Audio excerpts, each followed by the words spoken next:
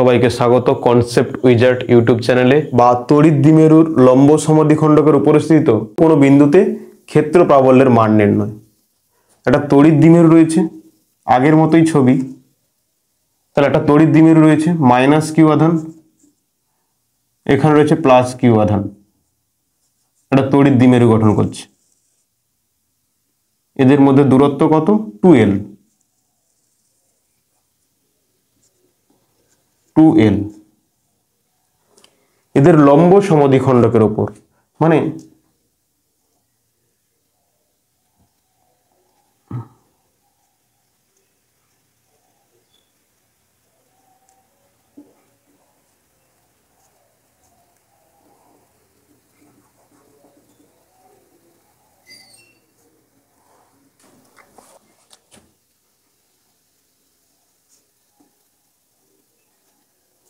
এদের লম্ব সমদ্বিখণ্ডকের উপর কোনো বিন্দুতে তড়িৎ ক্ষেত্র প্রাবল্যের মানটা নির্ণয় করতে হবে।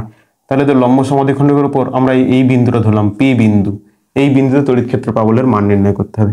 তাহলে মাইনাস কিউ আধান, এখানে কি থাকবে? +1 আধান। বলা হয়েছে যে বিন্দুতে তড়িৎ ক্ষেত্র প্রাবল্য নির্ণয় করব সেই বিন্দুতে +1 আধান ধরবো। তাহলে মাইনাস কিউ এই +1কে কি করবে? নিজের দিকে আকর্ষণ করবে।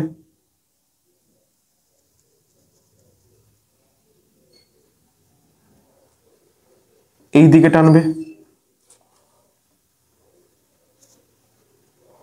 আর এই প্লাস কিউ এই +1কে বিপরীত বাইরের দিকে ঠেলবে।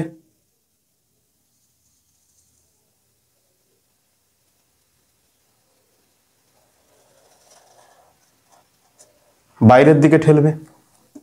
মাইনাস কিউ আধানের জন্য পি বিন্দুতে ইলেকট্রিক ফিল্ডকে আমরা প্রকাশ করছি E1 দিয়ে, আর প্লাস কিউ আধানের জন্য পি বিন্দুতে ইলেকট্রিক ফিল্ডকে আমরা প্রকাশ করছি E2 দিয়ে। ক্লিয়ার এই পর্যন্ত সবাই? ঠিক আছে। আর এই যে কোণটাকে আমরা বলছি কি থিটা, এই কোণটাকে আমরা বলছি থিটা। এখন আমরা উপাংশে বিভাজন করব। কেমন হবে না, এর উপর একটা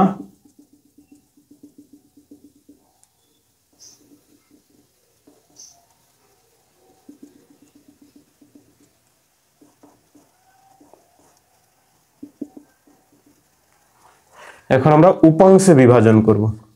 এই E1 এইটা যদি থিটা হয়, এইটা থিটা হবে কেন না একান্তর কোণ, এটা থিটা হবে।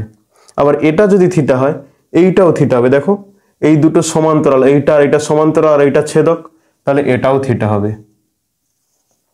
এই E1 এর জন্য থিটা দিক বরাবর কি পাবো আমরা? E1 cos theta.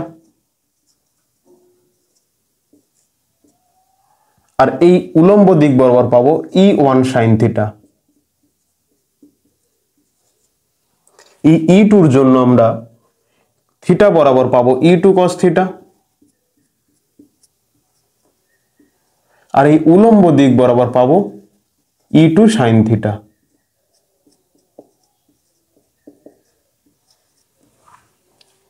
সবাই উপাংশে বিভাজন করা শিখে গেছো নিশ্চয়ই, অনেক কোশ্চেন আমাদের সলভ করা হয়েছে।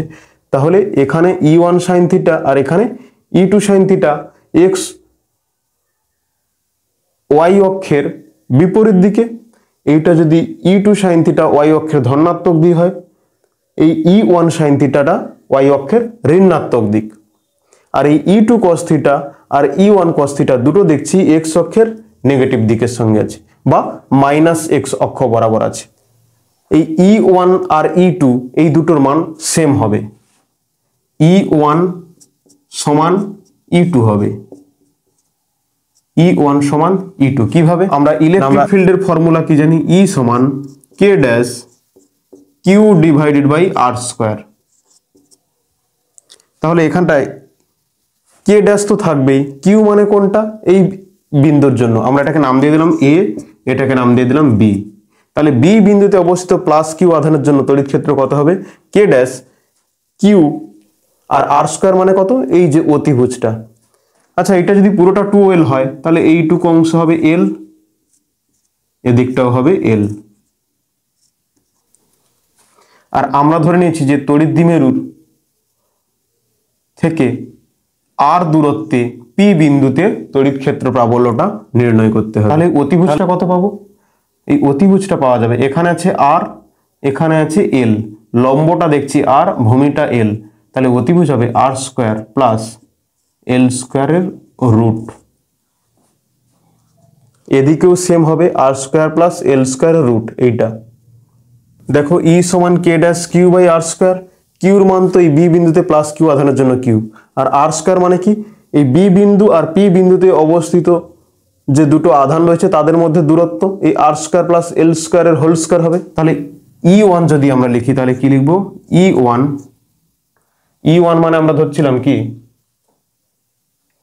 এ বিন্দুতে অবস্থিত মাইনাস কিউ আধানের জন্য তড়িৎ ক্ষেত্র প্রাবল্য কে ড্যাশ কিউ, কিউ মানে এই Q, divide by R square, R square মানে এখানে এল আর এটা আর, তাহলে এটা হবে R square plus L square root, এই যে এই পারে যেটা R square plus L square তার রুট তার whole square,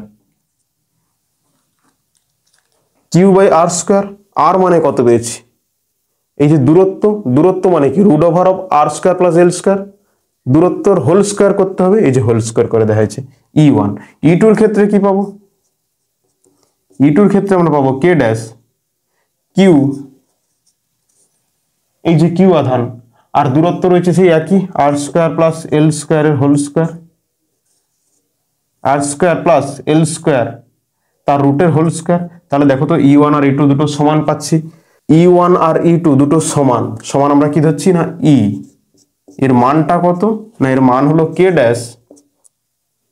dash Q divide by R square plus L square.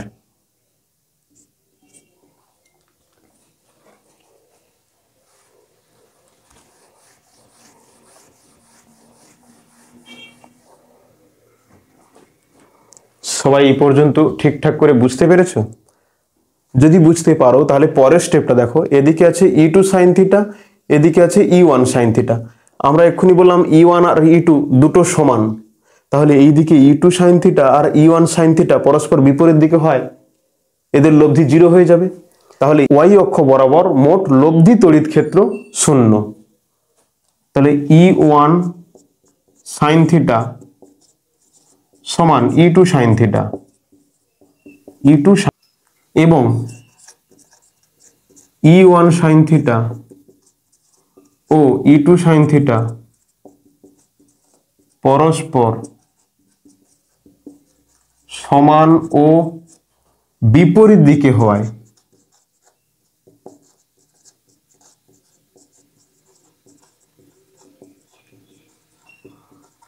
লব্ধি তড়িৎ ক্ষেত্র প্রাবল্য।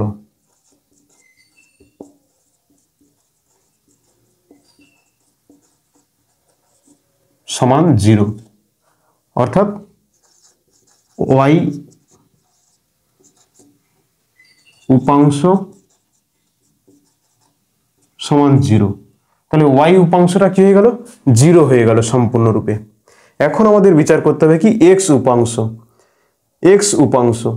তাহলে মোট যে লব্ধি তড়িৎ ক্ষেত্র প্রাবল্য হবে এই এক্স উপাংশের জন্যই হবে।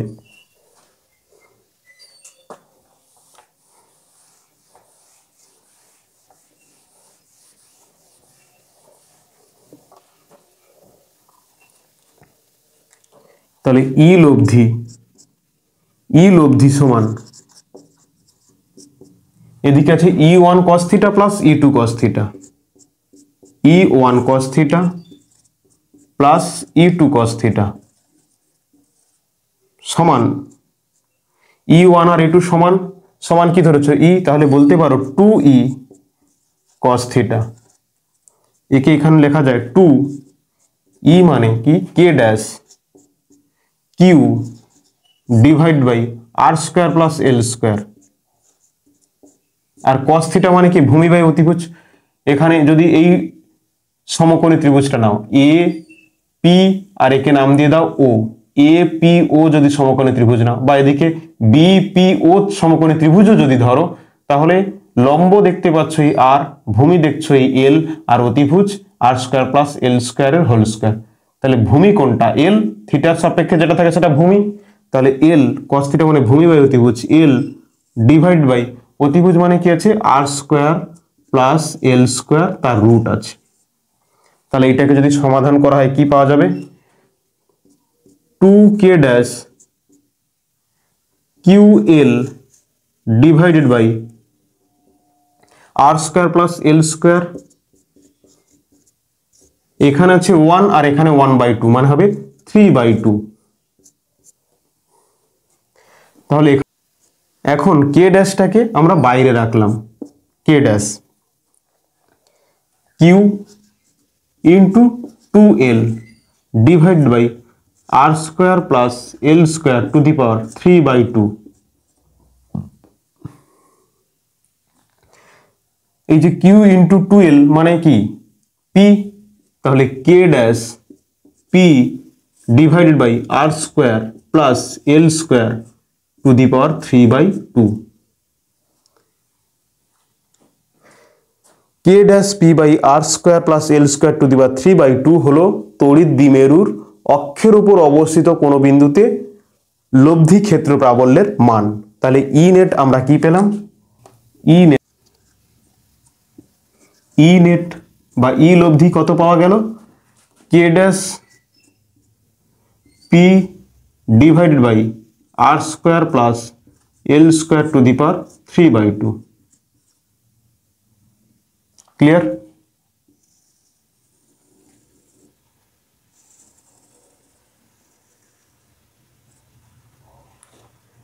এখন আমরা কন্ডিশন অ্যাপ্লাই করব কি না, এই যে আর বিন্দুটা যদি তড়িৎ দ্বিমেরুর অক্ষের উপর, এই যে আর বিন্দুটা যদি তড়িৎ দ্বিমেরুর লম্ব সমদ্বিখণ্ডকের উপর বহু দূরে অবস্থিত হয় তাহলে কি হবে, তাহলে এলটাকে অনেক ছোট মনে হবে, যখন আরটা অনেক দূর থেকে দেখা হবে তখন এলটা ছোট মনে হবে, তাহলে আরটা এল এর থেকে অনেক বড় হবে। দেখো তো আর যদি এল এর থেকে অনেক বড় হয় তাহলে এলটা কি হবে, প্রায় জিরোর সঙ্গে সমান হবে। যদি জিরোর সঙ্গে সমান হয় তাহলে কি পাবো, K dash P divide by R square to the power 3/2, R cube এইখানে স্কোয়ার আর এখানে নিচে 2 কাটা যাবে, তাহলে K dash P divide by R cube পাওয়া যাবে। আর very very greater than L হলে তাহলে ই নেট সমান K dash P divide by এলটা 0 হয়ে যাবে, আর স্কোয়ার টু দি পাওয়ার 3/2 সমান K dash P divide by এখানে 2 আর এখানে 2 কাটা যাবে, হবে আর কিউ। তাহলে ই নেট সমান K dash P divide by R Q.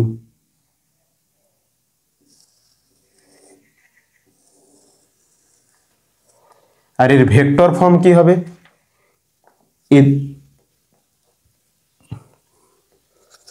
তড়িৎ ক্ষেত্র প্রাবল্য এবং দ্বিমেরু ভ্রামকের ভেক্টর রূপ, তড়িৎ দ্বিমেরু ভ্রামকের ভেক্টর রূপ।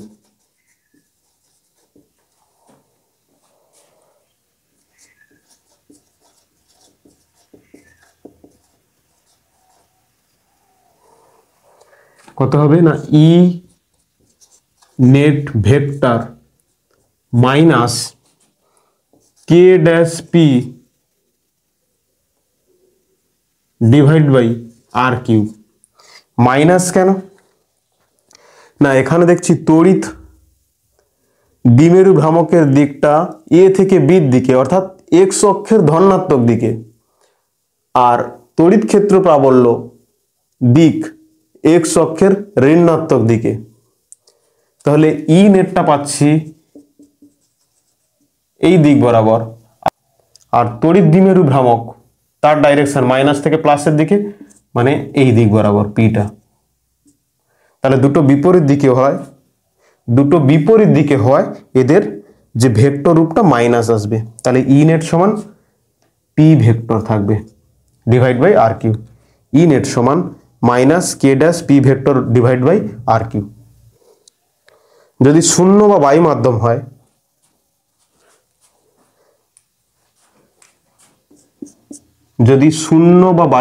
হয়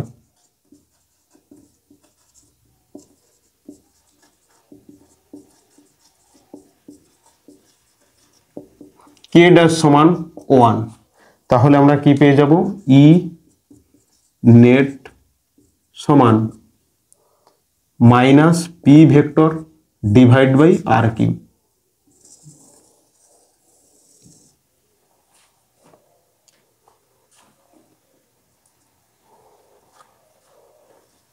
ঠিক আছে, সবাই বুঝতে পেরেছো?